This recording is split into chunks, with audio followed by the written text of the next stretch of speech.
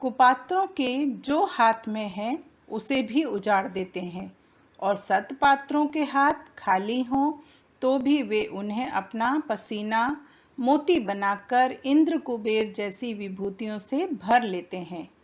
पंडित श्री राम शर्मा आचार्य जी। पुस्तक का नाम सुप्रजनन, भावी पीढ़ी का नवसृजन। व्यक्ति से लेकर राष्ट्रीय स्तर तक हम जो भी योजनाएं बनाते हैं वे भविष्य को ध्यान में रखते हुए बनाते हैं, परंतु भविष्य की योजनाओं में सबसे महत्वपूर्ण योजना यदि कोई है तो वह है भावी पीढ़ी का निर्माण।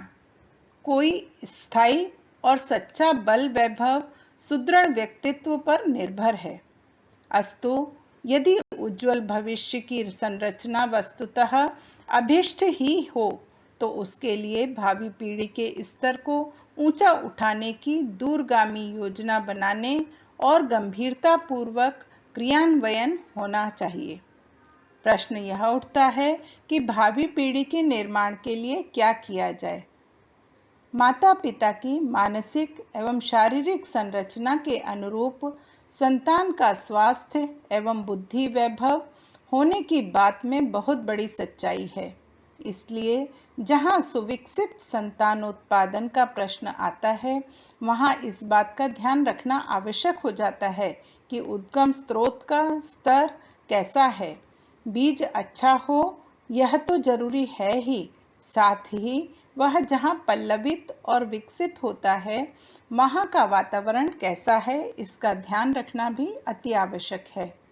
आपके समक्ष प्रस्तुत है एक लघु पुस्तक जो बताती है कि धरती पर स्वर्ग का अवतरण तभी संभव है जब यहाँ रहने वाले सभी मनुष्यों का स्तर देव मानव का हो, और इसके लिए सुप्रजनन द्वारा भावी पीढ़ी का नव निर्माण अति आवश्यक है।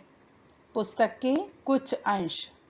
पहला, संतति स्वस्थ हृष्ट पुष्ट हो यह अपनी जगह सही है, परंतु वह संस्कारवान हो, मेधावी हो एवं विपरीत परिस्थितियों में भी प्रगति करने की क्षमता रखती हो, यह भी अत्यंत आवश्यक है। दूसरा, जिस प्रकार डॉक्टर, इंजीनियर, सैनिक विद्यालयों में भर्ती होने से पूर्व छात्रों की प्राथमिक योग्यता जांच ली जाती है, उसी प्रकार बालकों के उत्पादन की आज्ञा भी समूचे समाज की ओर से मिलनी चाहिए, ताकि कुपात्र उस कार्य में हाथ डालकर मानवीय बिरादरी का अहित ना करने लगे।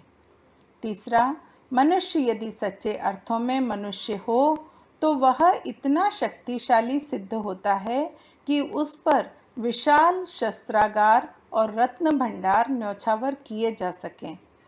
चौथा, ऊसर भूमि में कुछ भी बोया जाए, कैसी ही सिंचाई सुरक्षा का प्रबंध किया जाए, कुछ काम बनेगा नहीं, क्योंकि जब भूमि ही किसी की नहीं और बीज भी घुना हुआ है तो उसमें उगेगा ही क्या।